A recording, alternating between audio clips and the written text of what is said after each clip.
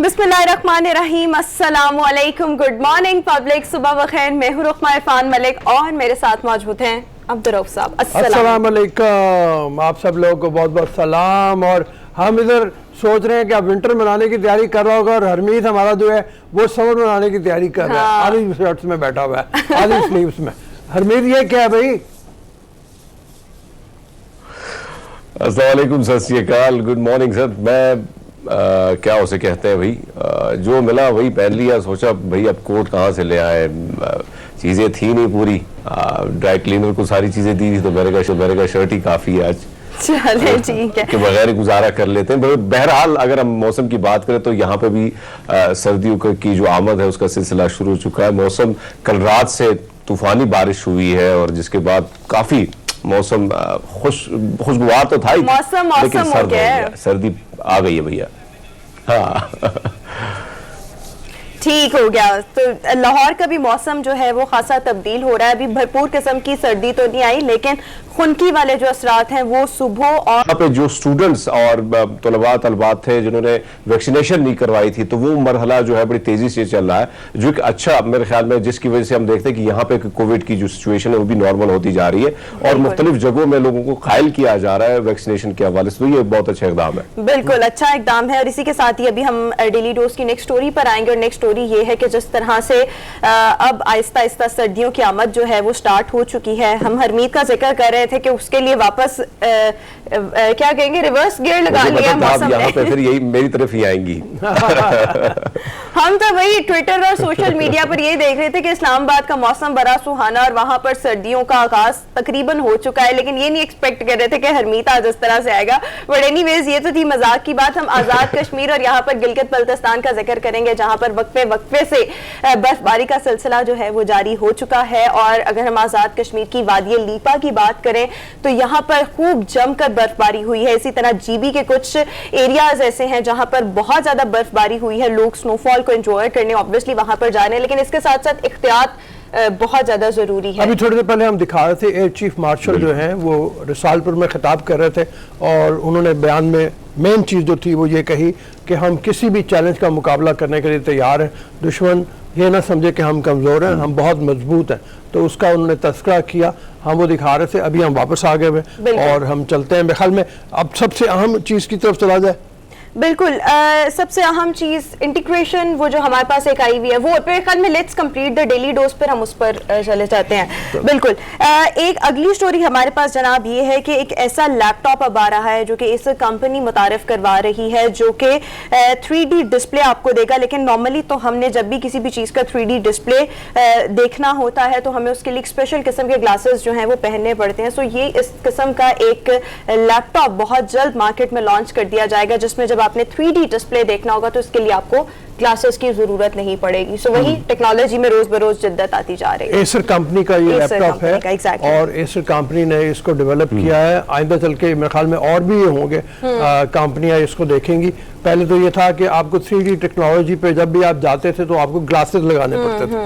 अब ये इन्होंने इस तरह से इसको डिजाइन किया है कि वो आप ग्लासेस के बगैर इसको देख सकेंगे। बड़ा ही जबरदस्त तजुर्बा होगा। और सब हमने जो हॉलीवुड मूवीज में कुछ ऐसे मनाजिर हमने देखे जो हमें खुद हैरानी होती थी, बल्कि हैरानी अब भी होती है, लेकिन 2 साल से उन तमाम तर आलात पर भी काम हो रहा है। और वो यही साइंटिस्ट जो है वो चाह रहे हैं कि जिंदगी में जो आम नॉर्मल लाइफ है उसमें उसका इस्तेमाल जो है वो उसको लाया जाए। जिस तरह हम ये देख रहे हैं तो इस तरह बड़ी तेजी से तरक्की चीजें जो है वो आगे तरफ कदम ब कदम हम देख रहे हैं कि चीजें बढ़ रही हैं और मुख्तलिफ टेक्नोलॉजीज जो आ रही है जो इंसान की जो जिंदगी के उसको मजीद आसानी के लिए ये चीजें आ रही है। तो अब ये देखना होगा कि और क्या क्या चीजें मजीद दुनिया में बल्कि आ रही हैं और क्या क्या चीजें लोगों को हैरान कर रही हैं आगे लाइफ में, वो तो आने वाला समय बताएगा। लेकिन अब ये भी देखें बड़ा कमाल का है, वैसे टेक्नोलॉजी कमाल की बनाई गई। बिल्कुल टेक्नोलॉजी जो है वो कमाल की है और आगाज इसका हो चुका है बगैर ग्लासेस 3D डिस्प्ले का।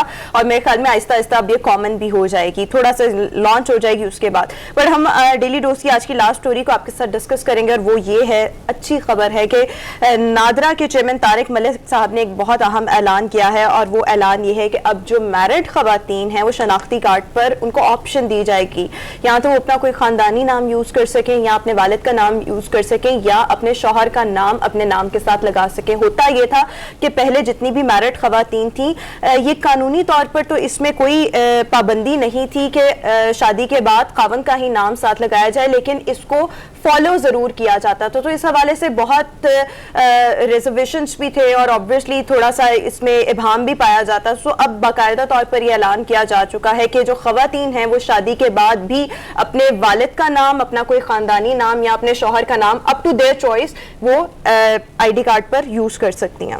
अच्छा, मैं इस बारे में जानता हूँ कि अरब की रिवायत कम अज़ कम ये है कि वो शादी के बाद खवातीन अपने बाप का नाम ही अपने साथ रखती हैं। पुरानी रिवायत है और हमारे यहाँ भी इसी रिवायत के तहत बहुत से लोग चाहते थे, बहुत सी खवातीन चाहती थी कि शादी के बाद उनके वालिद का नाम उनके नाम के साथ चलता रहे। तो ये चॉइस है उनके लिए कि वो चाहें तो मियाँ के नाम को साथ लगा लें और चाहें तो अपने वालिद का नाम लगा उनकी चॉइस है, बिल्कुल जिसकी जो चॉइस है वो उसके अकॉर्डिंग उसको फॉलो करे। मेरे सारी बात असल में चॉइसेस की है। हाँ, कि ये अच्छी चीज है, ये ऑप्शन जरूर मिलनी चाहिए थी। हरमीत का कमेंट ले लें, फिर हम जरा अपने स्पेशल सेगमेंट की तरफ जाएंगे। जी हाँ, मैं समझता हूँ कि हुकूमत की जानिब से जिस तरह खवातीन को के लिए इक़दाम उठाए जा रहे, काम किया जाए ग्राउंड पे, हालांकि ऐसा हम देखते हैं बैन अक़वामी सतह पर कई सारी रिपोर्ट्स हमारे खवातीन के हवाले से आ जाती है और उसमें सच्चाई भी है, लेकिन खवातीन को अपने पाँव पे खड़ा करना और उसके साथ साथ मुख्तलिफ इदारों के हवाले से उनके लिए जॉब्स के हवाले से या हम दीगर जो इक़दाम जब देखते हैं तो अच्छा है कि खवातीन को किस न किस तरह के प्लेटफॉर्म पे लाया जाए, चाहे वो उनकी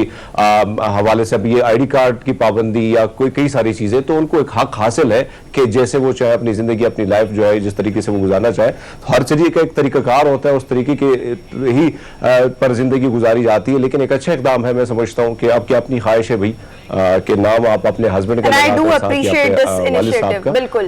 जी जी बिल्कुल बिल्कुल। अच्छा, यहाँ पर हम एक बहुत इंपॉर्टेंट चीज अपने व्यूअर्स के साथ, पब्लिक न्यूज के देखने वालों के साथ शेयर करेंगे। एक ऐसा इशू जो कि ना सिर्फ पाकिस्तान का बल्कि एक ग्लोबल इशू था जिस पर बहुत कम अवेयरनेस थी। सो एक बहुत जबरदस्त ब्रांड पाकिस्तान का सभी फेमिलियर है, टेलीनॉर इजी पैसा, इसने इस हवाले से अवेयरनेस दी है लोगों को और एक क्रिएटिविटी अपनी कैंपेन में लेकर आए हैं। होता यह था कि बहुत से लोग एजेंट्स बन के, किसी बैंक के एजेंट बन के, किसी गवर्नमेंट ऑफिस के ऑब्वियसली एजेंट बन के या इजी पैसा के एजेंट बन के आपको कॉल करते थे और ये सबके एक्सपीरियंस में चीज आई होगी, आपके एक्सपीरियंस में नहीं आई। तो आपने अपने सराउंडिंग्स में किसी ना किसी से सुना होगा कि आपका पिन कोड पूछा जाता था और लोगों के लोग इस बारे में जानते नहीं थे, वो अपना पिन कोड शेयर कर देते थे और फिर उससे होता ये था कि ऑब्वियसली आपकी जो रकम थी वो किसी के भी पास बासानी जा सकती थी। सो इस हवाले से कैंपेन होना और अवेयरनेस होना बहुत ज्यादा जरूरी था। तो टेलीनॉर इजी पैसा ने इस हवाले से कैंपेन, अवेयरनेस कैंपेन वो लॉन्च की है। इस कैंपेन का पहले जिंगल चल के रऊफ साहब देखते हैं। हाँ, मतलब ये सब मैं ये बात कह रहा हूँ कि किसी ने कम से कम इसका बीड़ा उठाया और वो ये है कि इजी पैसा टेलीनॉर ने ये शुरू किया है, इसको मुकम्मल अवेयरनेस कैंपेन की सूरत में। और पिन चोर का नाम दिया गया, बिल्कुल ठीक नाम दिया गया। हाँ, बिल्कुल ठीक नाम दिया गया। हम आगे चल के तफसील भी इसकी बयान करेंगे, लेकिन पहले चलकर जिंगल देखते हैं। तो जनाब ये जिंगल आपने देखा, बड़ी जबरदस्त कैंपेन है, बड़ी जबरदस्त अवेयरनेस कैंपेन है जो लोगों को बता रही है। ऑब्वियसली इसको देखते ही आपको समझ आ जाएगी कि पिन कोड जो है वो आपने अपना किसी के साथ भी शेयर नहीं करना। और ये वाकई मैं अपने पर्सनल एक्सपीरियंस आपको बता रही हूँ, मुझे भी अक्सर इस तरह की कॉल्स जो हैं वो रिसीव हुई हैं। या तो ये कहा जाता है कि आप अपना पिन कोड शेयर करें, आपका अकाउंट ब्लॉक कर दिया जाएगा, या इसी तरीके से कोई बात की जाती है। बट शुक्र है कि मेरे पास ये नॉलेज थी कि भाई इंफॉर्मेशन थी कि अपना पिन कोड किसी से शेयर नहीं करना। बट अभी भी हमारे यहाँ पर बहुत से लोग ऐसे हैं जिनको इस बारे में अवेयरनेस नहीं है। ऐसे हमने देखे कि कई सारे हमारे आसपास रोमा के कई लोग जो है बेचारे, उनको जब कॉल आती है उनको कोई लालच भी दी जाती है साथ में। तो यहाँ पे एक स्टूडेंट थी, जब वो यहाँ मेरे पास आई हमारे ऑफिस, तो उन्होंने कहा कि भाई 34,000 रुपए का उनको ऐसे टीका लगाया। इसी तरह कॉल आई, उनको कहा कि आपका पिन कोड जो है वो लफ्ज़ पिन चोर मेरे ज़बान पे भी आ गया। लेकिन बात वही है कि ये पिन चोर जो है ये इसमें कोई शक नहीं कि बहुत ज़्यादा है और इस तरह अवेयरनेस होनी चाहिए। बल्कि मैं इजी पैसे के हवाले से अगर हम बात करें तो इजी पैसा एक आसान सा प्रोसेस है जिसके जरिए आप अपने अपनों तक भी अपने पैसे अगर भेजना चाहें तो महफूज तरीक़ाकार है उसके लिए। और अगर आप कार्ड लोड करना चाहे, किसी को भी कार्ड अगर आप लोड करें, बहुत सारे इसके फायदे हैं। बिजली का बिल हो, दीगर बिल जो है वो अगर आप पे करना चाहें तो एक आसान सा तरीकाकार है। बट बहरहाल एक बहुत अच्छी मुहिम है और इसको सबको इसको देखना चाहिए। चाहिए, बल्कि ध्यान देना चाहिए कि इसी तरह कोई पेन चोर जो है वो कहीं आपका पेन चोरी ना कर दे। भाई इसमें सबसे बड़ी बात यह है कि पहले आपके ये वाला पेन नहीं, जेब कुतरे जो है वो आपके पिट पॉकेट्स जो है वो आपकी जेब काट लेते थे, आप उनसे बच सकते हैं। लेकिन ये जो पेन चोर हैं इनसे बहुत से लोगों ने नुकसान उठाया। और मैं खुद बता रहा हूँ, मुझे कई दफ़ा कॉल आई है किसी इदारे की तरफ से कि जी हम फलां इदारे से बोल रहे हैं, और अस्करी इदारे का नाम लेके कि वो आपका डेटा एंट्री करनी है, अपना क्रेडिट कार्ड का नंबर बताएं, अपना पिन कोड बताएं।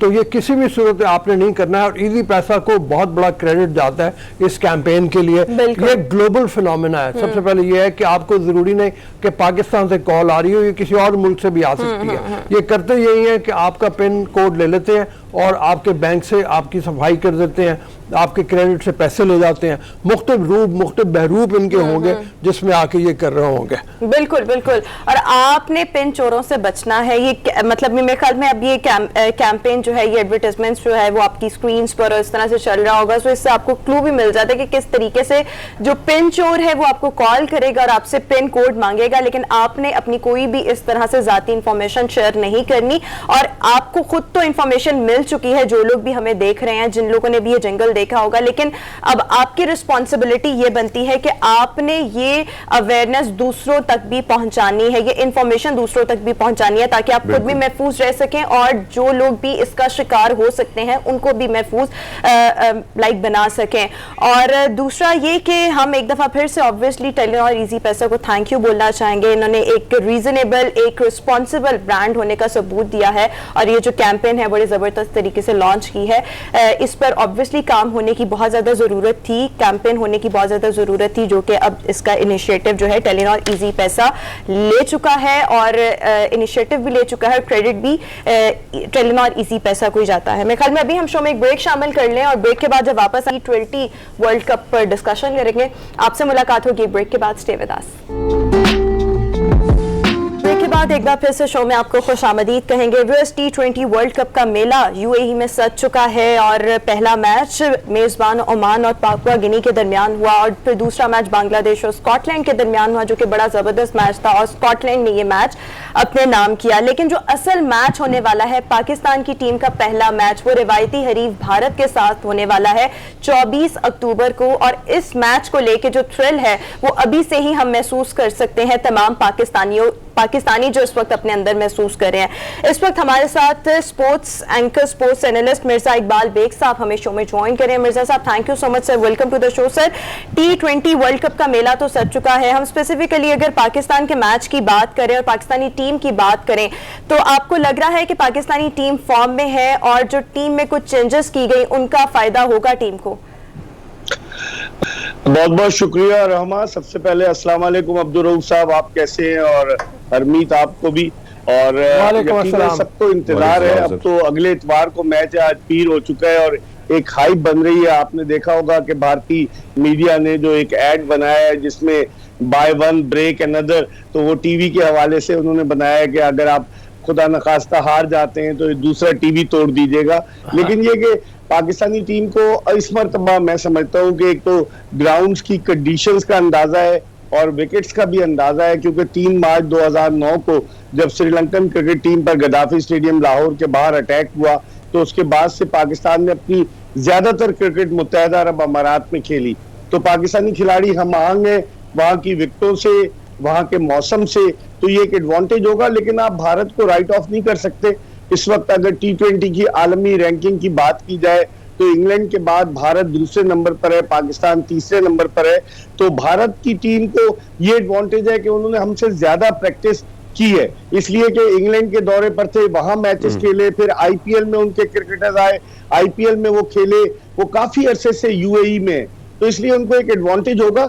लेकिन पाकिस्तानी टीम एक अनप्रिडिक्टेबल टीम है, किसी भी दिन कुछ भी करने की कैपेबिलिटी रखती है। मैं साहब ये फरमाइए कि बिल्कुल भारत का कि वो एक पूरा टूर्नामेंट आईपीएल उनका जो है वो यूएई में हुआ है, वो वहाँ पे मौजूद है, लेकिन उसके साथ ये हुआ कि बायोसिक्योर बबल में होने की वजह से और मैचेस की वजह से उनके यहाँ एक थकन का एहसास है, जिसका इजहार विराट कोहली ने अपने एक मीम के जरिए कह लें या एक मैसेज के जरिए कह लें, अपने आप को रस्सियों में बांधा और वो तस्वीर शेयर की। तो ये थकन जो है ये उनके ऊपर कुछ गालिब तो नहीं आ जाएगी? लोग बहुत तंग हैं इसे बायोसिक्योर बबल से। वैसे आपने सही निशानदेही की अब्दुल रऊफ साहब, थकन के तो आसार होंगे क्योंकि एक तरह से कैद खाना है बायोसिक्योर बबल, और आदमी कहीं जा नहीं सकता, बस एक महदूद रहता है। लेकिन ये प्रोफेशनल क्रिकेटर्स है, $16 लाख जो है इनामी रकम है इस T20 वर्ल्ड कप की फाते टीम को मिलेगी, तो आप उसको मल्टीप्लाई करें, 171 रुपए का जो डॉलर हो गया, तो कितनी बड़ी रकम है। तो हर टीम की नजरें लगी हुई हैं और प्रोफेशनल क्रिकेटर्स हैं, डेफिनेटली ये ऑल आउट जाएंगे। भारत के लिए मौका है, भारत ने 2007 का T20 वर्ल्ड कप जीता, उसके बाद से नहीं जीता। और खास बात ये अब्दुल रऊफ साहब कि आज तक कोई दिफाई चैंपियन टीम जो थी अपने टाइटल को डिफेंड करने में नाकाम रही है। पहले साल भारत जीता, अगले साल इंग्लैंड, दूसरा अगला जो है पाकिस्तान जीता, फिर इंग्लैंड जीता, फिर 2012 में वेस्ट इंडीज, 2014 में श्रीलंका, फिर 2016 में वेस्ट इंडीज जीता।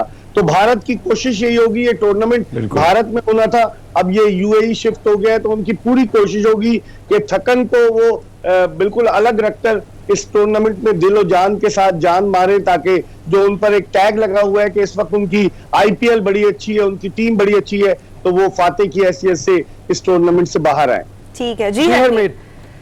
मिर्जा इकबाल बेग साहब, अगर हम देखें तो एक तरफ आपने जिस तरह जिक्र किया इंडियन प्रीमियर लीग खेल चुकी है, तो पाकिस्तान की अगर हम बात करें, नेशनल T20 हुआ, यहाँ के जो खिलाड़ियों ने कुछ खिलाड़ियों ने बड़ी अच्छी परफॉर्मेंस भी दी है, तो कैसा लगता है कि ये जो परफॉर्मेंस है इनकी कितनी काम आएगी वहां पे, क्योंकि मुकाबला बड़ा टफ है, एक तरफ हिंदुस्तान, एक तरफ यहाँ के हम खिलाड़ियों की बात करें तो कई सारी कमजोरियां भी हैं, लेकिन बहरहाल परफॉर्मेंस आपने भी देखी, आपकी भी गहरी नजर थी, तो कैसे देखते हैं इन सारी चीजों को सर आप?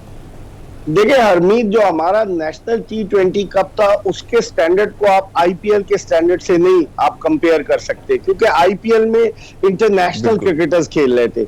हमारा T20 नेशनल कप था, ठीक है, लड़कों को ट्यून अप होने का मौका मिला, परफॉर्मेंस दी, लेकिन जो इंटरनेशनल लेवल की परफॉर्मेंस होती है, जो इंटरनेशनल लेवल की प्रैक्टिस होती है, उसको आप इससे उसका मुकाबला नहीं कर सकते। मैं समझता हूँ पाकिस्तान की बदकिस्मती थी कि पाकिस्तान 11 T20 नहीं खेल सका वर्ल्ड कप से कबल।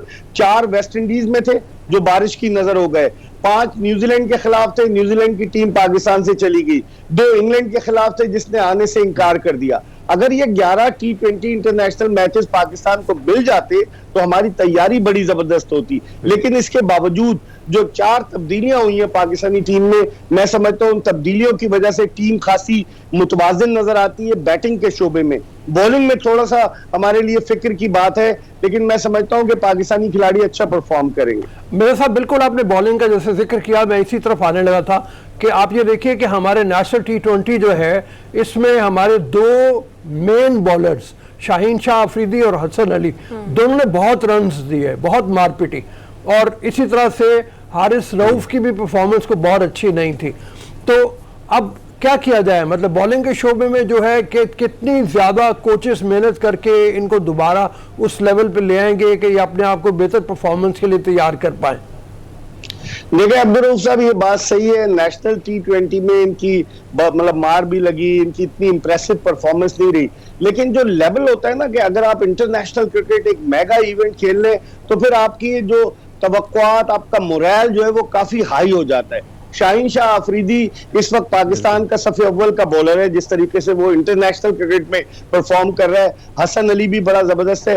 हारिस रऊफ का आपने सही कहा, थोड़ा एक्सपेंसिव होता है, तो अब इन 3 में से 2 खिलाते हैं या 3 खिलाते हैं। एक मोहम्मद इमरान भी है, मोहम्मद वसीम भी है हमारे पास, जो कि रिजर्व जो हमारे साथ टीम में है। तो बॉलिंग, फास्ट बॉलिंग तो ये होगी, लेकिन असल मसला अब्दुल रऊफ साहब हमारे लिए स्पिनर्स का है। शादाब खान की इतनी अच्छी परफॉर्मेंस नहीं रही T20 में, और गुज़िश्ता काफी अरसे से इंटरनेशनल क्रिकेट में वो अच्छा परफॉर्म नहीं कर रहे हैं। उसके अलावा हमारे पास है इमाद वसीम और मोहम्मद नवाज।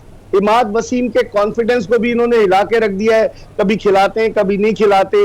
मोहम्मद नवाज को ट्रेवल कराते रहे, खिलाते नहीं है। तो अब देखते हैं ये कॉम्बिनेशन कैसा बनता है। मैंने पहले भी कहा बैटिंग तो बड़ी मुतमईन करने वाली है, हमारे लिए सेटिस्फैक्ट्री है, लेकिन बॉलिंग में हमारे पास फिर भी थोड़ी गुंजाइश मौजूद है। जी हरमीत।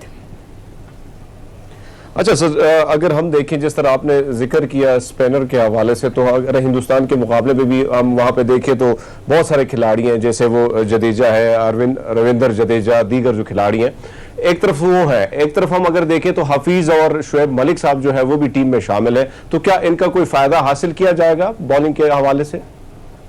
आपने रविंद्र जडेजा, रविचंद्रन अश्विन की बात की। ऑन अ लाइटर नोट, अभी कोई सिख क्रिकेटर नहीं है इस वक्त अगर देखा जाए कि भारत की जो 15 रुकनी टीम है, वरना एक जमाना था बिशन सिंह बेदी का टर्बन, जिस तरह हरमीत ने येलो कलर का टर्बन लगाया हुआ, इस तरह बिशन सिंह बेदी के डिफरेंट कलरफुल टर्बन्स होते थे।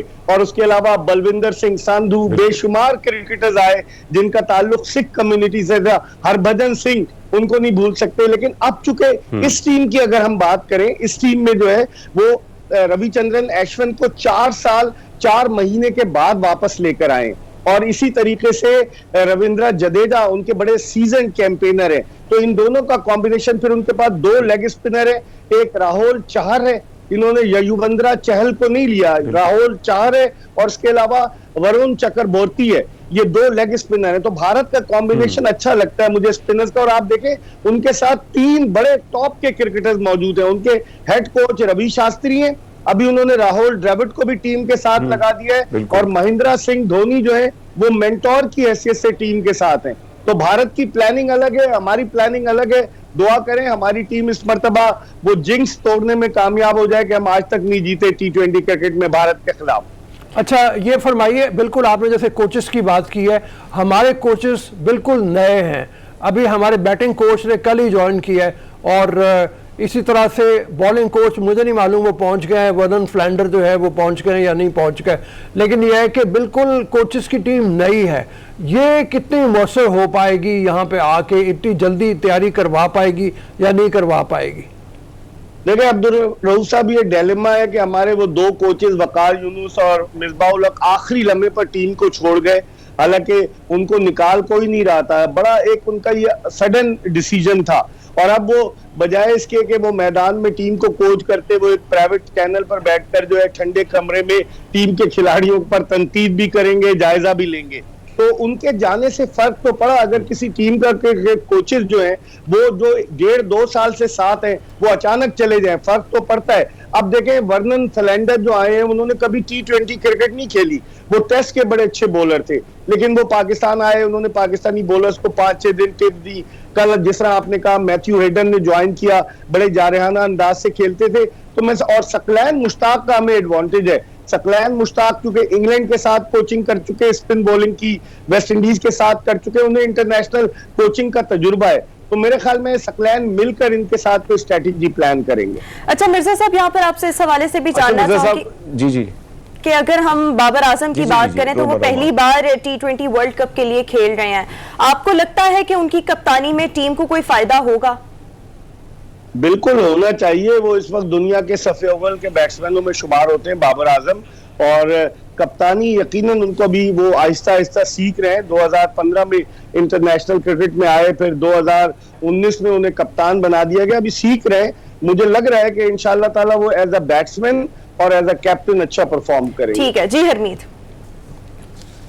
अच्छा सर, बैटिंग लाइन की अगर हम बात करें तो 1 डाउन तो मेरे ख्याल में तरजीह दी जाएगी फखर जमान या रिजवान को। आपको क्या लगता है बाबर, इन तीनों की में किसकी ज्यादा सिलेक्शन की जाएगी? दूसरी बात ये कि मिडिल ऑर्डर के हवाले से सबसे ज्यादा कमजोरी वहां पाई जाती है, तो क्या लगता है कि मैं फिर उस सीनियर खिलाड़ियों की तरफ आऊंगा, हाफिज साहब हैं, शोएब मलिक साहब हैं, जिस तरह हिंदुस्तान के खिलाफ उनकी एक अच्छी परफॉर्मेंस भी रही है, तो कैसे देखते हैं कि मिडिल ऑर्डर को का सहारा इनके जरिए कुछ होगा, इनके तजुर्बे से कुछ इस्तेफादा होगा? सर बिल्कुल, ये आखिरी सवाल है क्योंकि मुझे एक और टेलीविजन चैनल पे बैठना है, लेकिन मैं जवाब देता हूँ वो जवाब ये है कि बाबर आजम अपनी प्रेस कॉन्फ्रेंस में ये कह चुके हैं कि उन्हें जो है वो और रिजवान इनिंग्स ओपन करेंगे। फिर उसके बाद मुझे लग रहा है 1 डाउन पे शायद ये फखर जमान को ट्राई करें, क्योंकि एक तो वो लेफ्ट हैंडेड है, उसका एडवांटेज होगा अगर आपके ओपनर्स में से कोई एक आउट होता है। दूसरे वो सर्किल का अच्छा इस्तेमाल कर लेते हैं अगर जल्दी विकेट गिरे। जब नीचे अगर फखर जमान को लाएंगे तो स्पिनर्स पे वो इतने मुतासिर को नहीं होते जितने वो फास्ट बॉलर्स को अच्छा खेलते हैं। तो अब मुझे लगता है, और फिर हफीज और शोएब मलिक दोनों अपने कैरियर का आखिरी टूर्नामेंट खेल रहे हैं। हफीज 18 साल से इंटरनेशनल क्रिकेट खेल रहे हैं, शोएब मलिक 22 साल से खेल रहे हैं। इन दोनों पे भी बड़ा ये चाहेंगे कि अपना फेयरवेल बड़े अच्छे तरीके से करें, और फिर देखते हैं हरमीत के हैदर अली या आसिफ अली, इनमें से किसको शामिल करते हैं। शादाब खान 7वें नंबर पर आएंगे। अभी सरफराज का चांस बन नहीं रहा मिडिल ऑर्डर में। अभी देखते हैं कि क्या करते हैं, स्ट्रेटेजी क्या प्लान करते हैं, सबको इंतजार है इस बात का।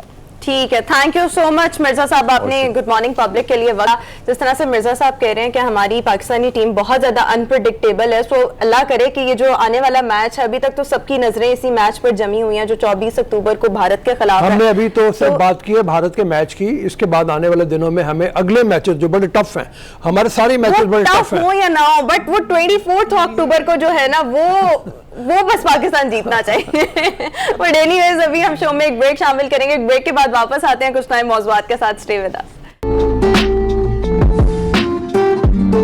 ब्रेक के बाद एक बार फिर से शो में आपको खुशामदीद कहेंगे। व्यूअर्स, कहा यह जा रहा है कि IMF की कड़ी शराइत के बाद पाकिस्तान में पेट्रोलियम मसनूआत की कीमतों में इजाफा किया गया, लेकिन अब IMF की जानिब से पाकिस्तान से एक बार फिर डू मोर का मुतालबा किया जा रहा है।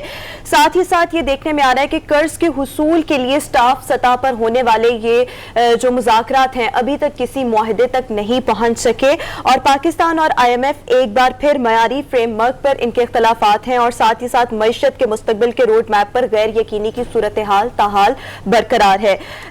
इस वक्त सीनियर तज्जियाकार सज्जाद मीर साहब हमें शो में ज्वाइन कर रहे हैं। मीर साहब, thank you so much sir, welcome to good morning public. Sir फरमाइएगा, आपके ख्याल में अभी तक IMF का हुकूमत के साथ इत्तेफाक क्यों नहीं हो पाया, क्यों अभी तक मुज़ाकरात जो है वो किसी मुआहदे तक नहीं पहुंच सके? बात यह है कि IMF ये कह रहा है कि हमारा जो खसारा है वो ज्यादा होगा और उसके लिए हमें टैक्स बढ़ाना चाहिए। अभी हमने जो किया, बिजली के नर्स बढ़ाए हैं, हमने ये भी किया है कि हमने गैस को की कीमतें भी बढ़ाई हैं, सब कुछ करने के देख लिया है। लेकिन इसके बावजूद उनका मुतालबा ये है कि शायद हमारा फर्क जो है वो 11% रहेगा, जो हमने एंटिसिपेट किया हुआ है। वो चाहते हैं कि अपना इंपोर्ट बिल कम करें। इंपोर्ट बिल कम करने का मतलब कि हम अपना रॉ मटीरियल और इसके अलावा जो इस वक्त हम मंगा रहे हैं, जो बहुत जरूरी चीजें हैं, ऑयल वगैरह, उसको कम करें, जिसका मतलब है हम अपनी ग्रोथ को कम कर दें। ग्रोथ को कम करने का मतलब होगा गुर्बत बढ़ाएं, गुर्बत ही नहीं महंगाई भी बढ़ाएं। ये वो सारे एनालिसिस हैं जो दुनिया भर के इकोनॉमिस्ट कर रहे हैं, लेकिन IMF इसरार कर रहा है। दो ही वजह बयान की जा सकती है। एक तो ये कि पाकिस्तान के जो इस्लामिक मैनेजर्स हैं वो हमारी इकोनॉमी को ठीक नहीं चला रहे, और दूसरी वजह यह है कि अमेरिका हमारी बाजू बढ़ाना चाहता है। क्या दोनों बातें ठीक है?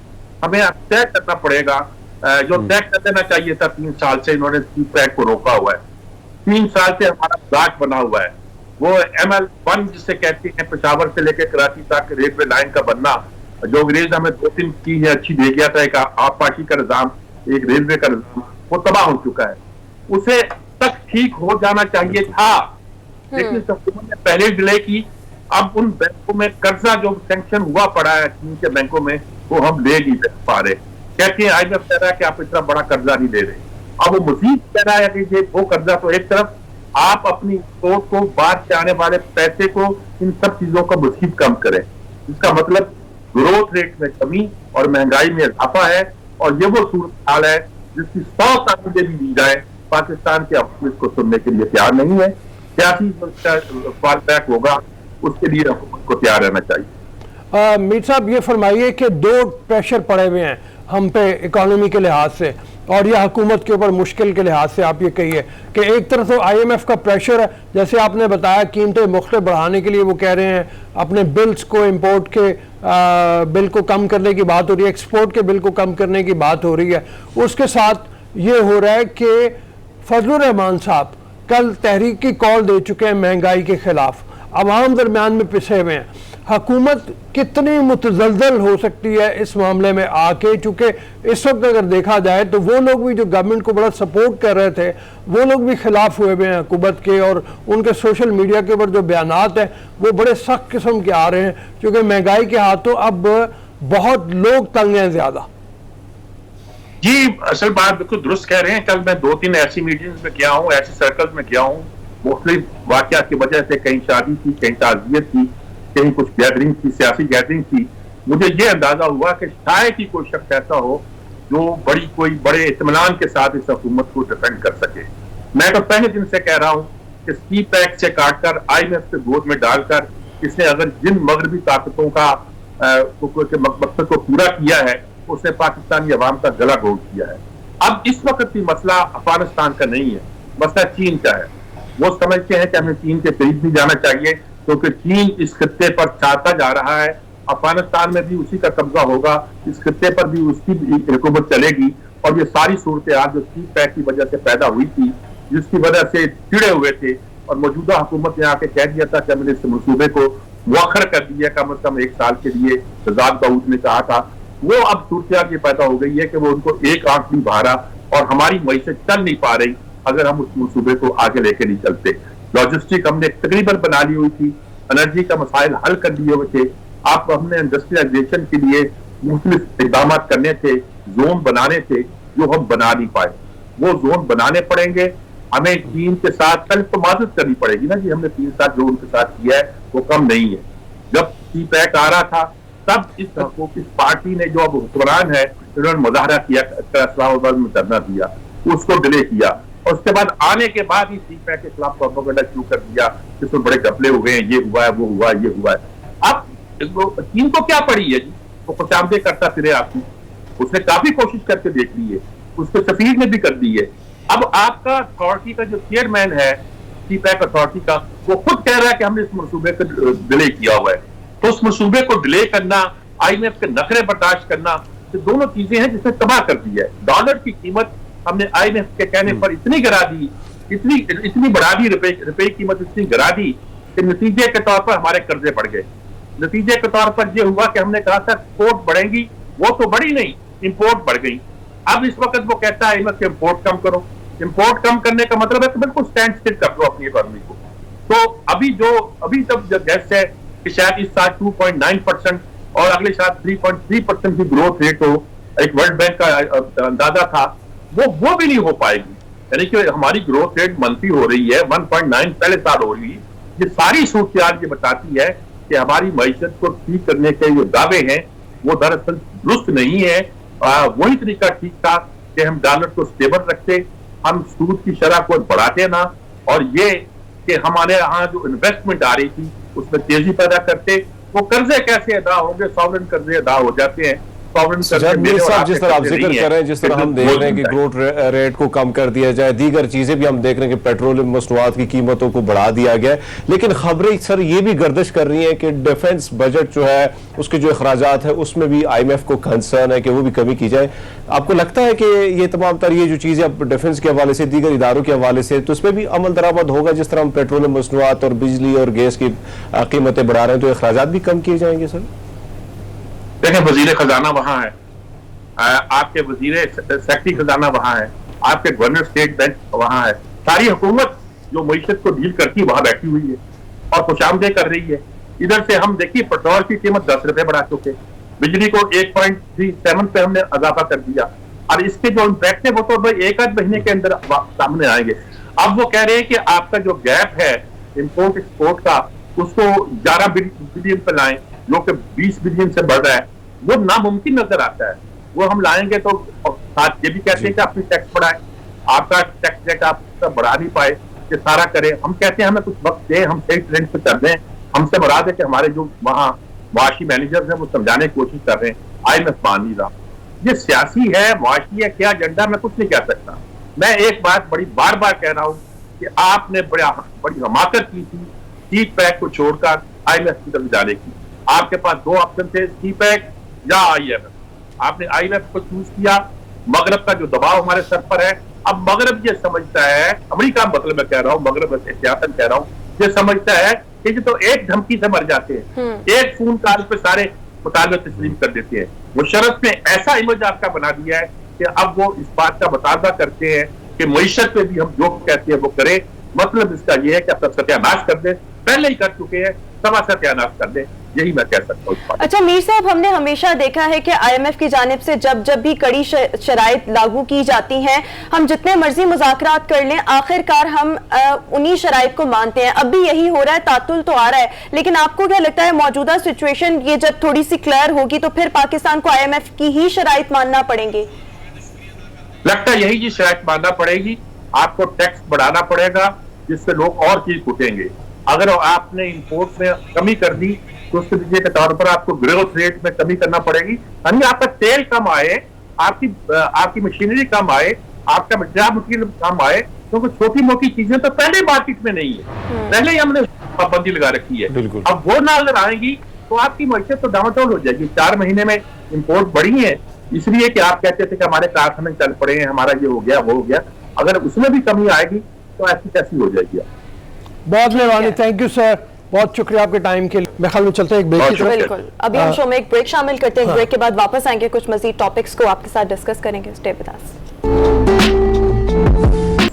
ब्रेक के बाद एक बार फिर से शो में आपको खुशामदीद कहेंगे। वो मौसम जो है वो बदल रहा है और जैसे जैसे ऑब्वियसली मौसम तब्दील होता है तो आपको अपने पहनावे कपड़े उनको भी चेंज करना पड़ता है। वो अलग बात है कि अगर मौसम तब्दील हो रहा हो तो हरमीत जो है इसको तो हमने छोड़ना नहीं है कि ये टी शर्ट कहेंगे, क्या कहेंगे, हाफ स्लीव्स क्यों पहन के आया। तो ऐसे भी लोग होते हैं जिनको उल्टे गियर लग जाते हैं, लाइक इस तरह से भी होता है। बट एनीवेज अगर हम सीरियस नोट पर बात करें तो अब डिफरेंट जो ब्रांड्स हैं, डिफरेंट आउटलेट्स हैं, वहां पर भी वैरायटी जो है वो तब्दील होती दिखाई दे रही है। विंटर कलेक्शन जो है वो लॉन्च हो चुकी है, बल्कि अब से नहीं, मैं तो रऊफ साहब 2 महीने पहले एक ब्रांड पर गई तो वहां पर तभी से विंटर्स की कलेक्शन जो थी वो आ चुकी हुई थी। उनकी समर बिक नहीं रही होगी, उन्होंने कहा होगा समर पे सेल लगी हुई थी और विंटर्स की आ गई हुई थी। तो इस दफा उस वक्त हरमीत वहां गया था। हाँ। और समर की सेल में से बहुत सारी हाफ स्लीव्स खरीद ले। हाँ, बस देख लें आज ये कल से हमें हाफ स्लीव्स नजर नहीं आने चाहिए। खैर, इस वक्त हमारे साथ फैशन डिजाइनर सिद्रा हमें शो में ज्वाइन करिए। Sidra, thank you so much, welcome to good morning public. Sidra,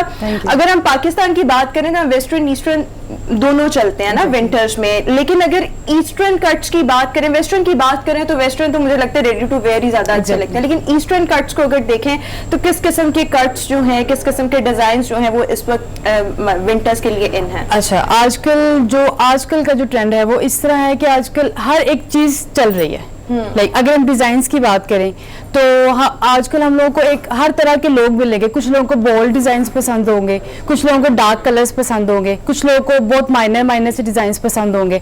तो ये एक वो ट्रेंड आ गया है कि आप इसमें कुछ भी बना लें, कस्टमर लेने के लिए रेडी है। ठीक है।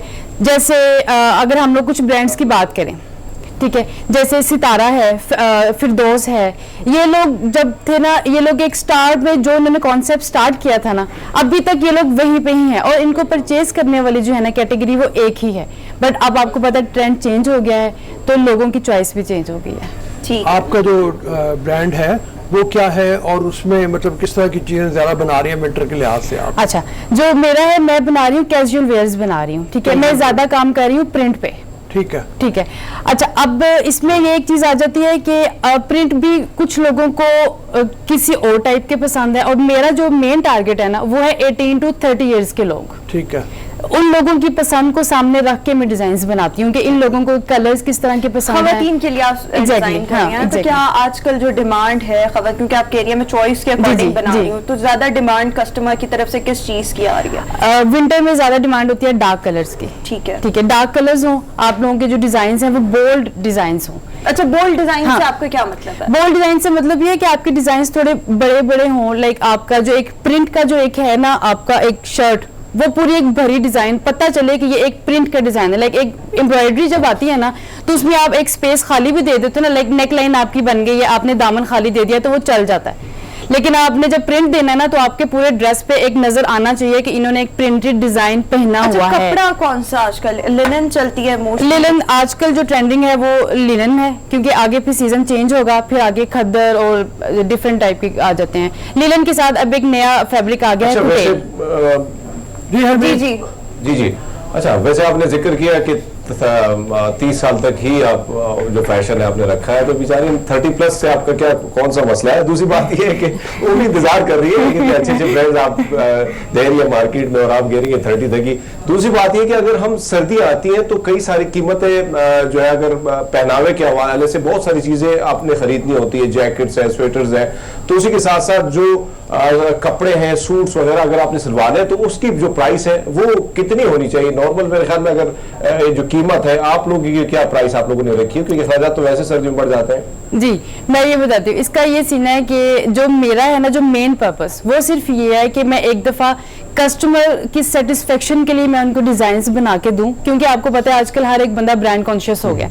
हर एक बंदे की यही कोशिश होती है कि मैं ब्रांड पहनूं, लेकिन अब हर बंदा ब्रांड अफोर्ड भी नहीं कर सकता। तो मेरा बेसिकली मेन पर्पस ये है कि ब्रांड जैसी क्वालिटी उनको लेस प्राइस में दूं, ताकि अगर किसी ने ब्रांड पहनना है वो ब्रांड भी पहने और उनको कम रेंज में उनको मिल जाए। अगर मैं अपनी प्राइस रेंज बाकी ब्रांड्स के साथ कंपेयर करूँ ना, तो मुझे लगता है कि मेरी सबसे कम प्राइस है। अगर अभी जैसे विंटर है, ठीक है, अभी विंटर का 3 पीस जो मेरा अभी कमिंग वॉल्यूम आ रहा है 20th को इंशाल्लाह उसकी लॉन्चिंग है, कुटेल के साथ आ रहा है, वूल शॉल है उसकी जो रिटेल प्राइस है वो 2990 है। अच्छा, मेरे ख्याल में जो अभी तक मैं समझी हूँ जितनी भी आपकी कलेक्शन है वो सारी अनस्टिच है। अनस्टिच है, ठीक, लेकिन अब स्टिच में आजकल अगर, क्योंकि आप फैशन डिजाइनर हैं, तो ये बताएं कि कट्स आजकल किस किस्म के चल रहे हैं? क्योंकि अगर मैं अगर अपनी पर्सनल चॉइस की बात करूँ तो मुझे लॉन्ग मैक्सीज और इस तरह से पसंद है, लेकिन ऑब्वियसली हर इंडिविजुअल की जो पसंद होती है वो डिफरेंट होती है। सो आजकल ज्यादा जो डिमांड है वो किस तरह के कट्स की है? जो ज्यादा डिमांड है वो लॉन्ग शर्ट्स की है, long straight shirts without any cuts, without any accessory, और साथ आप, क्योंकि सर्दियों में आपको पता है कि लोग जीन्स या टाइट्स इस तरह कैरी कर लेते हैं, लेकिन हम लोग जो अभी प्रेट का अभी बना रहे हैं ना, स्टिच का जो बना रहे हैं, वो एक स्ट्रेट लॉन्ग शर्ट बना रहे हैं विदाउट, क्योंकि लेसिस या एक्सेसरी अगर हम यूज करते हैं ना, वो क्या होता है, आपने जैकेट्स या स्वेटर कुछ भी पहना होता है वो फिर आपको इरिटेट करते हैं। वो फिर एक तो ये पहली बात, ये लोग ये सोचते हैं यार ये तो नजर तो आना ही नहीं है, तो हम लोग इतना इस तरह की चीजें क्यों ले रहे हैं। हम लोग बनाते हुए भी ये चीज देखते हैं कि लोग क्या पसंद करेंगे, लोग विंटर में क्या पहनेंगे, लोग किसको ज्यादा लाइक करेंगे।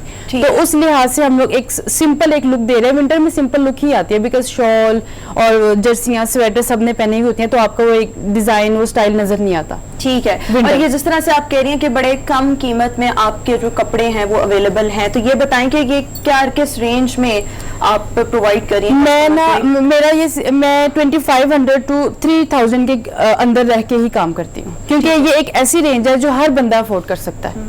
और अगर हम क्वालिटी की बात करें तो क्वालिटी, अगर कोई ये कहे कि इनकी प्राइस रेंज कम है तो क्वालिटी किस तरह होगी, तो क्वालिटी में मैं किसी भी बंदे को ओपनली चैलेंज कर सकती हूँ कि आप किसी भी बड़े ब्रांड के साथ मेरा ये जो फैब्रिक जो है ये आप टैली कर लें, और क्वालिटी का कोई मसला नहीं। अच्छा, आप को कितना अरसा हुआ अपना ब्रांड स्टार्ट किया हुआ इस इंडस्ट्री में आए? मुझे अभी 2.5 ईयर्स हुए हैं। अच्छा, 2.5 ईयर्स, ठीक है। मतलब अच्छा, ये बताइए कि जो लोग घर पे बैठे हैं, नहीं आके मतलब शॉपिंग कर सकते, खरीदारी बाहर नहीं कर सकते, उनको क्या एडवाइस करोगी कि क्या किस तरह का कपड़ा लें, क्या करें, किस तरह के कट्स में जाएं? घर बैठ के खुद टेलर के पास जाना है उन्होंने, तो वो क्या करें? अच्छा, इसमें हर एक बंदे की अलग एक चॉइस आ जाती है। फॉर एग्जांपल अगर मैं अपनी बात करूं तो मैं खुद एक डिजाइनर हूं, बट मेरी ओवरऑल एक लुक एक अलग है, ठीक है, हर एक बंदे को अलग अलग होगा। अब मेरा यही मशवरा है कि हमें हमेशा वो चीज कैरी करनी चाहिए जो आपकी पर्सनैलिटी पे सूट करती है। हम लोग दूसरे मॉडल्स को या दूसरे लोगों को देख के कि उन्होंने वो कट पहना हुआ है तो क्यों ना ये कट मैं अपने ऊपर अप्लाई करूं, बट हमें एक दफा ट्राई करनी चाहिए कि हमारे ऊपर ये पर्सनैलिटी सूट करती भी है या नहीं। तो हमेशा किसी को देख के अपना वो एक डिजाइन और इस तरह नहीं बना लेना चाहिए, वो आपका सूट भी सारा जाया जाता है, आपका डिजाइन भी खत्म, और आप पे वो एक चीज सूट भी नहीं करती। तो वो फिर ये है कि आपके एक शुरू से जो एक पर्सनैलिटी है, आई थिंक आपको उसी के अकॉर्डिंग ही अपनी लुक एक क्रिएट करनी चाहिए। अच्छा, जिस तरह से अभी आप बोल्ड प्रिंट्स की बात कर रही थी, मुझे जो समझ आई है, मतलब आप मोटिव्स की बात कर रही थी कि किसी भी कपड़े पे जो मोटिव है वो बड़े बड़े हों। नॉर्मली होता ये है कि जब आप इस तरह के प्रिंट्स पहनते हो तो कोई भी इंसान, अगर मैंने भी पहने तो मैं थोड़ी ब्रॉड लगूंगी, तो हर एक की ख्वाहिश होती है कि हम थोड़े स्लिम नजर आए, तो ऐसा मतलब लोगों की इसमें ये चीज आ जाती है कि अगर फॉर एग्जांपल अगर हम मोटिव्स की बात करें ना, अगर आपने नेक लाइन पे एक बड़ा मोटिव बना लिया है तो हम कोशिश ये करते हैं मेरी बैक सिंपल हो, मेरी स्लीव्स बहुत हल्के हल्के सी हो, लाइक जिस तरह एक स्प्रे दिया हुआ होता है, आपका दामन जो है वो प्लेन हो, पूरी अगर आप एक लुक लेके आएंगे ना तो वो आप आंटी टाइप लगने लग जाएंगी। तो इसके साथ साथ मैं क्या करती हूँ कि अगर मेरी शर्ट लाइट है ना तो मैं दुपट्टा हैवी कर लेती हूँ, अगर मेरा दुपट्टा हैवी है ना तो मैं शर्ट को बहुत लाइट कर देती हूँ। दोनों चीजें मैं हैवी लेके नहीं चलती हूँ, क्योंकि जैसे मैंने आपको बताया मेरा एक टारगेट 18 to 30 ईयर्स तक के लोग हैं, जो ऑफिस गोइंग है, जो कॉलेज गोइंग है, यूनिवर्सिटी, वो लोग तो इस तरह की लुक नहीं क्रिएट कर सकते। मैं उनको माइंड में रख के, क्योंकि मैंने ये जो कॉन्सेप्ट अपनाया था, ये मैंने इसके बारे में एक रिसर्च की थी कि लोग क्या चाहते हैं। अब क्योंकि जब मैं इस फील्ड में आई ना तो मैंने ये देखा कि चंद एक इस तरह के ब्रांड्स हैं जो कि जब से स्टार्ट हुए ना वो तब से एक ही थीम पे काम कर रहे हैं, ठीक है, एक ही कॉन्सेप्ट पे कर रहे हैं। तो मैंने उनका कॉन्सेप्ट चेंज करना था। मैंने उनको चेंज करने के लिए मैंने अपना एक न्यू कॉन्सेप्ट क्रिएट किया है कि क्यों ना मैं इस तरह की डिजाइनिंग पे काम करूं, तो लोग इसको पसंद करते हैं। और अल्हम्दुलिल्लाह किया है। सुजा, यहाँ पर आपसे भी जानना चाहूंगी, कोई भी जी हरमीत। अच्छा, वैसे एक चीज बड़ी अच्छी लगी मुझे कि 30+ तक ही मामला है। पैसे की बात करें तो भी 30+ तक है। तो आपकी जब उम्र बढ़ेगी तो आप भी जब 30+ होंगे तो आपके भैया आगे मैंने बढ़ना नहीं है मीरा की तरह, यही मेरा है ना। अच्छा, एक और चीज जो रोज आपने जिक्र किया कि अगर आपका ब्रांड कोई खरीदना चाहता है तो लाहौर के अलावा कौन कौन से शहरों में आपके ब्रांचेस हैं, या अगर ऑनलाइन कोई खरीदना चाहता है तो क्या तरीका का? मैं पूरे पाकिस्तान में काम कर रही हूँ। मेरा होलसेल का काम है। अभी मैं पूरे पाकिस्तान में काम कर रही हूँ, ठीक है। हर एक छोटे से छोटा और बड़े से बड़े सिटी में मेरा स्टॉक जाता है। अभी मैंने इंशाल्लाह अभी अक्टूबर से मैंने फ्रेंचाइज सिस्टम अपना स्टार्ट कर दिया है। मैंने अब तक माशाल्लाह 9 फ्रेंचाइजें बना ली हुई हैं। इसके साथ साथ नेक्स्ट ईयर में इंशाल्लाह हम लोग पूरे पाकिस्तान में अपना रिटेल सिस्टम भी स्टार्ट करें, जिस तरह बाकी। अच्छा, आप अकेली हैं जो इसको? मेरे साथ टीम है। अच्छा, आपके साथ आपकी टीम है। अच्छा, जिस तरह से आप कह रही हैं सिर्फ आपको 2.5 साल हुए हैं इस फील्ड में आए हुए, लोगों को इस हवाले से भी होता है, बहुत से लोग ऐसे हैं जो अपना बिजनेस स्टार्ट करना चाहते हैं, कुछ ना कुछ करना चाहते हैं, लेकिन कभी वो पैसों के हाथों बैठे रहते हैं, कभी एक्सपीरियंस नहीं होता, और फिर जब कोई भी नया बंदा मार्केट में आता है तो उसको बहुत से हर्डल्स का सामना होता है। तो किस किस्म के हर्डल्स आपने फेस किए, फिर उनके साथ डील किस तरह किया, और आपके ख्याल में अगर कोई भी यंगस्टर देख रहा हो और उसने अपना कोई ब्रांड स्टार्ट करना हो तो कितनी अमाउंट से एक मुनासिब सा ब्रांड स्टार्ट किया जा सकता है? अच्छा, इसमें अगर हम हर्डल्स की बात करें ना, तो जब हम इस फील्ड में आते हैं ना, तो इस फील्ड में बहुत ज़्यादा चैलेंजेस आपको फेस करने पड़ते हैं। क्योंकि आपको पता है लोग तो जितने ब्रांड कॉन्शियस हुए हैं वो तो हुए हैं, लेकिन उसके बदले में उतने ब्रांड्स भी बन गए हैं। तो एकदम से ऑलरेडी एक लोगों के माइंड में चंद एक ब्रांड्स होते हैं कि मैंने यही पहनना है, और एकदम से मार्केट में आना, अपने आप को इन करना, लोगों के माइंड में अपने आप को लेके जाना, ये बहुत बड़ा एक काम होता है, और इसके लिए आपको काफी टाइम रिक्वायर्ड होता है। लेकिन ये है कि मेरा वो जो टाइम होता है कि जिसमें आपने लोगों को अपना एक बताना है, इंट्रो करवाना है, वो अल्हम्दुलिल्लाह वो मैं फेस क्रॉस कर चुकी हूँ। अच्छा, वो आप फेस क्रॉस कर चुके हैं। पैसे बता दें कितने होने चाहिए मुनासिब ब्रांड स्टार्ट करने के लिए?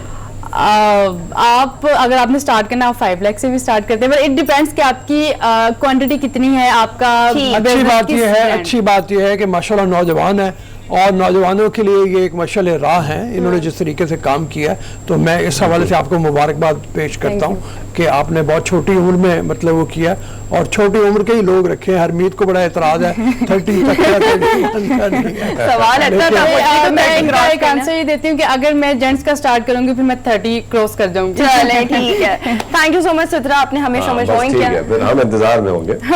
ठीक है, अभी हम शो में एक ब्रेक के बाद वापस आते हैं। Good morning public.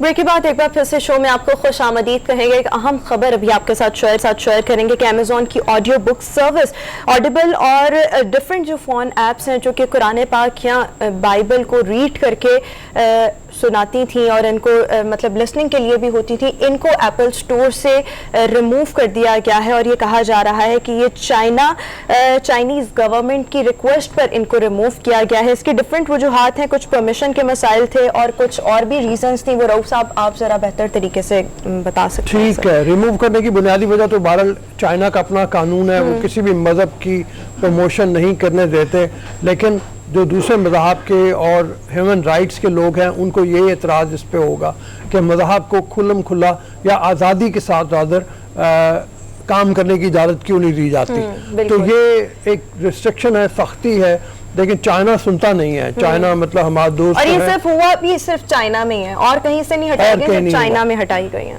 तो मतलब ये है कि ये एक अच्छी बात नहीं है, खासतौर पर मुसलमानों के लिए। ईगर मुसलमान जो चाइना में पाए जाते हैं, इवन क्रिश्चियंस के भी बाइबल किया, उनके लिए भी मतलब अच्छी चीज तो नहीं है ये भी।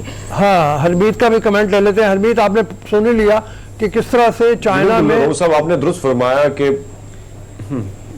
वो सब अगर हम चाइनीज की बात करें तो वहां पर कई सारी ऐसी चीजें हमने पहले भी देखी हैं, लेकिन इस बार ये जो जिस तरह कुछ इलाकों में जहाँ पे मजहबी पाबंदियां हैं वहाँ पे नमाज या जो अपने दीगर जो मज़ाहिब के लोग हैं, क्रिश्चियन है, वो भी उसी तरह नहीं मना सकते। कई सारी पाबंदियां हैं चाइना में।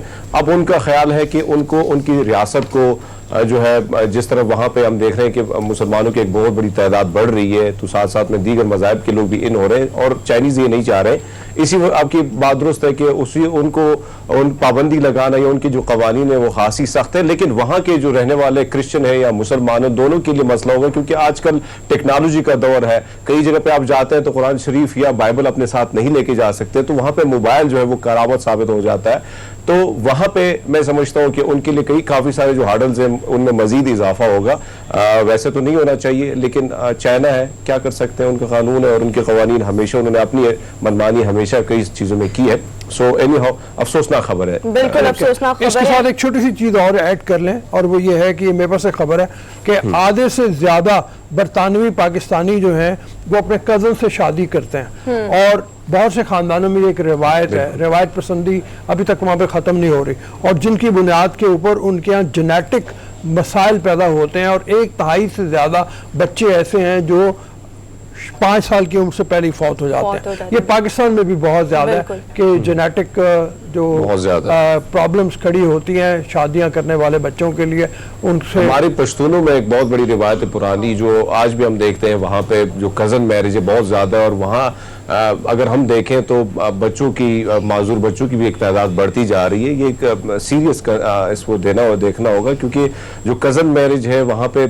हाल ये है कि कई सारी चीजें जो ये भी कोशिश की जाती है कि जायदाद जो है वो घर में ही रहे, तो उसके लिए भी शादियां घरों में की जाती है, कई सारी चीजें। बिल्कुल, इस हवाले से अगर हम देखें तो पाकिस्तान में भी ऐसे बहुत से केसेस जो हैं फर्स्ट कजन में जो शादियां होती हैं, अक्सर वो 1 साल तक तो ठीक रहती हैं, बट आगे जब जब एक्सटेंड करती हैं तो खराबी का बाइस बनती हैं। इस हवाले से अवेयरनेस की जरूरत है। अभी हम शो में एक ब्रेक शामिल करेंगे, एक ब्रेक के बाद वापस आएंगे। Good morning public.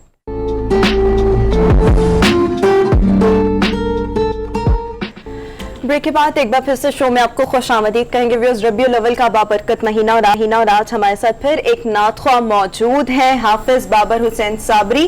Babar, thank you so much, welcome to good morning public. कैसे हैं आप? अल्हम्दुलिल्लाह। सब बाबरकत महीना है, मतलब इस हवाले से जाहिर है आप हमें नाते तो सुनाएंगे, लेकिन रसूल अकरम सल्लल्लाहु अलैहि वसल्लम की मोहब्बत में कुछ बातें भी जरा थोड़ी सी अगर कर दें कि ऐसी वो शख्सियत दुनिया में ना तो उससे पहले कभी हुई और ना इंशाअल्लाह ताला उसके बाद कभी होगी। बिल्कुल आखिरी नबी, उसके बाद कोई दावा नहीं, कोई कुछ नहीं, जिससे दावा किया वो मरदूद ठहरा। बेशक, मतलब वो उसका इस दुनिया में आखिरत में कोई मकाम नहीं है। बेशक ऐसा ही है, ऐसा ही है।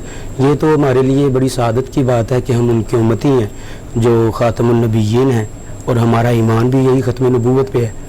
तो बस इससे बड़ी और क्या हमारी खुशनसीबी है कि हमें इस माह मुक़द्दस में सांसें लेने का मौका मिला, नसीब हुआ। आप क्या सबसे पहले कलाम? मैं जी, हुजूर तो मेरी सारी बहार आपसे है, इससे माशाल्लाह। हुजूर मेरी तो सारी बहार आपसे है, मैं बेकरार था मेरा करार आपसे है,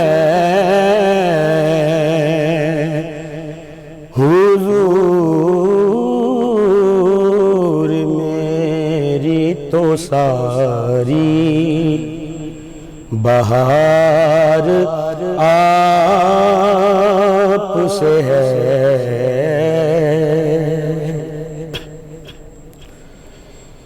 मेरी तो हस्ती ही क्या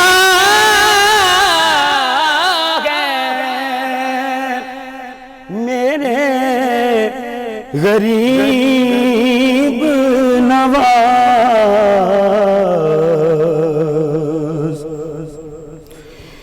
मेरी तो हस्ती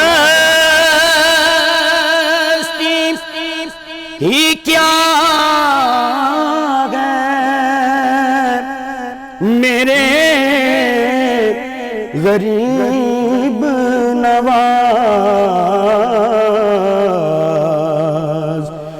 जो मिल रहा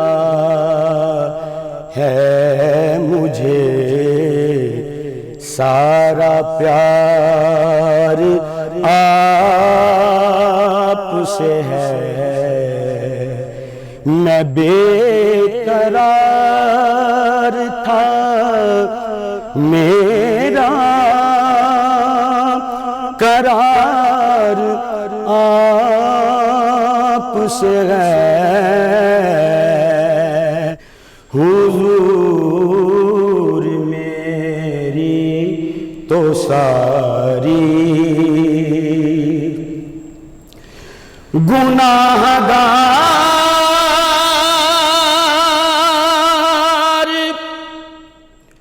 हुआ का बड़ी नदामत है,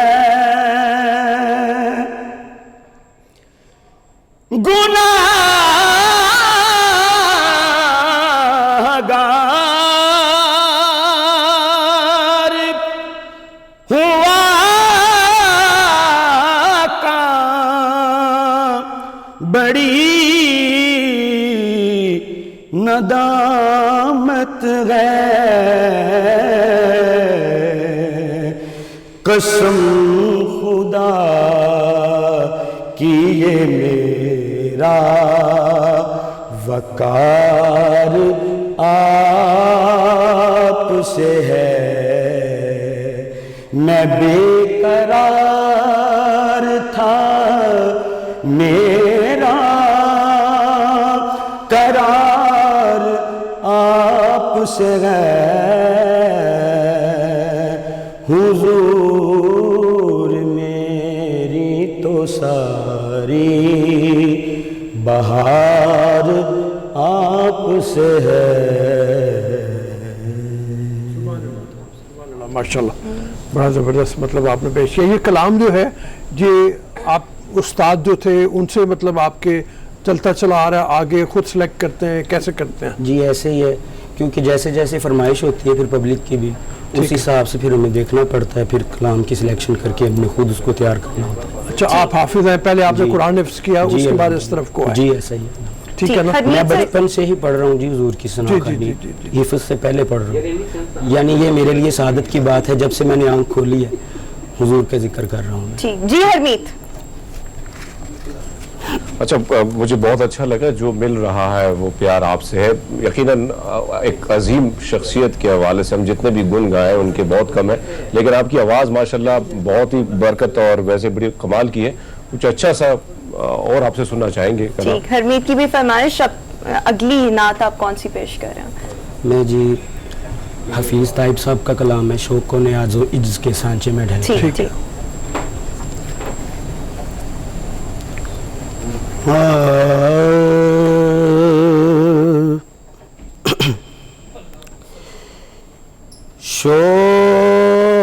शौकों ने आज़ो इज्ज के सांचे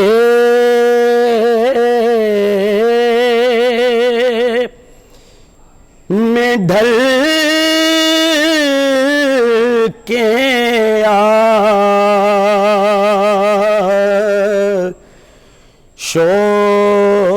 शौकों ने आज़ो इज्ज के सांचे में ढल के ये बारगाहे सरवरे दी है संभल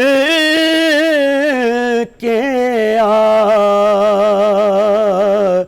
ये कुचाए हबीब है पलकों से चल के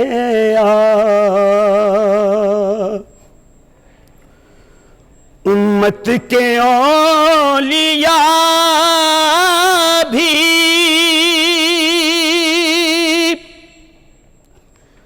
अदब से है दम बखुद,